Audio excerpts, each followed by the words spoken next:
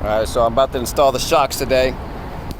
As you can see, this car is raised in the front a good amount and dropped in the back because it's a 560 SEL and the hydraulic suspension is removed from the back. I personally do not like the hydraulic suspension. I think it's too wobbly, and if you ever change your suspension, you know that like it handles so much better. You have much better road feel.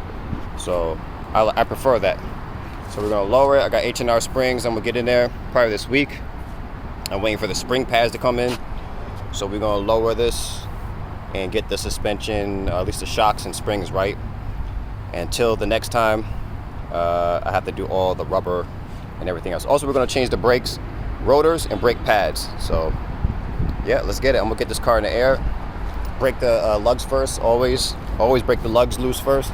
And always, when you jack a car up, you want to go under the cross member if you're putting it on jack stands. So just get it all centered, and right there is the cross member. So just to let you know, I might have to resituate this, but always jack it up from that point. No oil pan. Don't touch this. Make sure you're safe. And when you take the tires off, put them under the side of the car just in case it drops. You know what I mean? You have a chance. Too many people fucking die from just being stupid. You know what? Stupid, but also more or less ignorant. You gotta learn how to teach yourself. So before you get up under the car and your family goes missing you for no reason, some dumb shit, learn how to jack your car up. Cross member, rear differential are usually the spots, but you have to check what car you have just to make sure. All right, I'll see you in a bit. Also, one other thing I'd like you to note is that this turns. So you want it to, if you can, excuse me, sorry, I'm not even focused on this. This right here turns. So you don't want it to have on a high part if you can't. You want it to have on a low part so there's no risk of slippage. This slips, then maybe the wheels move, you're crushed. Don't fuck around. So adjust it however you need under the cross member. So for me, this looks good. So the low spot, let's see. There you go. You see it's on the low spot. That's what you want. Also, all this grease is because I had a blowout of the the SLS cover. When you remove the SLS pump, there's a cover for the non-SLS cars, and unfortunately I didn't have it tight enough and it blew out, so there's oil everywhere. But yep, that's what that is.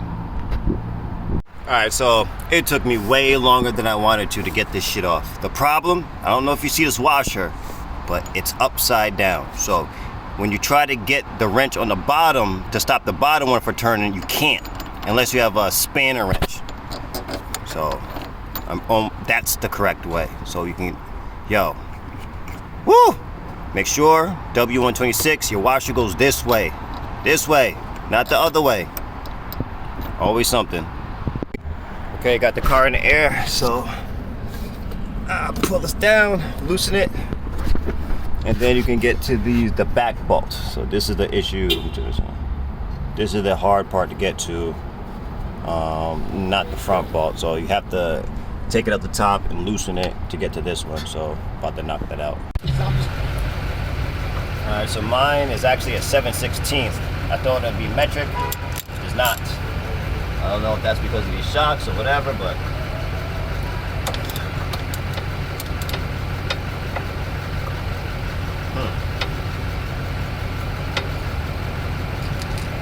give this a little love tap.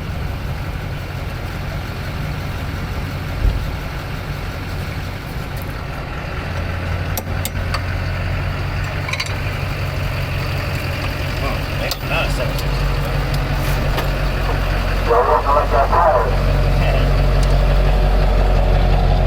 It's a half, huh? I don't know what's going on. I don't know if this is dirty. It's such an odd size. It's actually like almost like a star wrench versus wrench. Huh.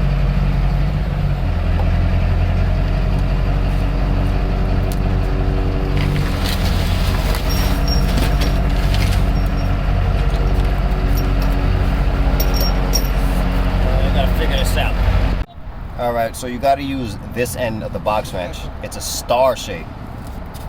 So it's gonna be a minute. I gotta do this by hand.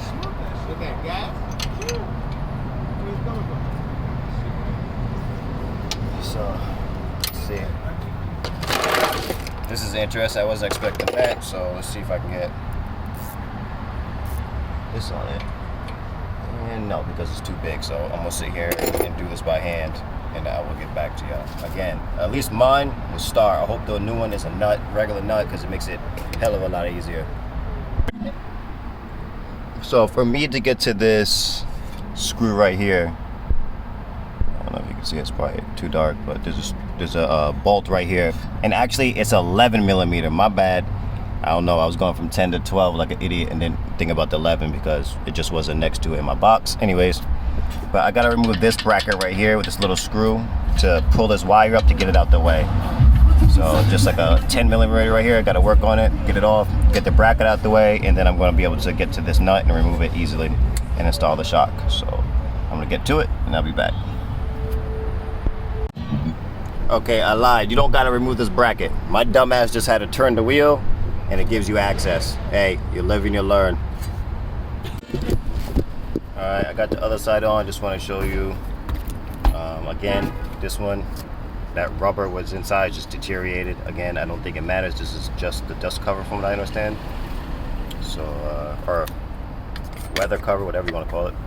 So this is the new part, goes on, slide over, bam, rubber, bam.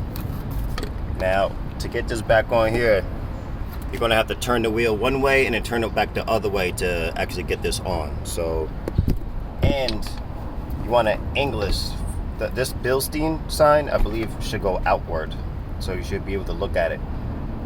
But what you gotta do is, see this is brand new, so it's mad stiff. So you wanna grab, can like right here, or fine, and then you want to press hard enough. Let's see if we can see this. Get it to turn. So this way.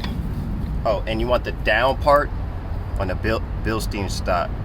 Excuse me, the Bilstein side. So that way, when you put it back in, so the angle is correct to the lower control arm. And then that way you can bolt it down, and then you have to, once you get it in, you pull down really hard. I'll do that actually in a second. I'll show you. And obviously, new rubber. Don't forget to put your new rubber on the top, on the bottom, and then there's going to be one on top. And actually, to get this to go through, you're going to have to drop the car.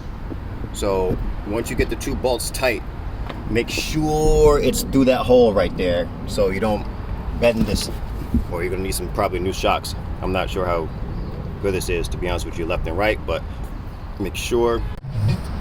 Okay, we got the bolts back in. It's actually easier to put the back bolt in for me if I just keep the wheel straight. I get more room that way. Now this is tough for me. Like, it's brand new. Maybe I am a lightweight. I'm not the heaviest dude in the world. But pull this down. I need to do two hands. So let's see. It is pretty damn tough. All my body weight into it, plus some, to get it to go up under that.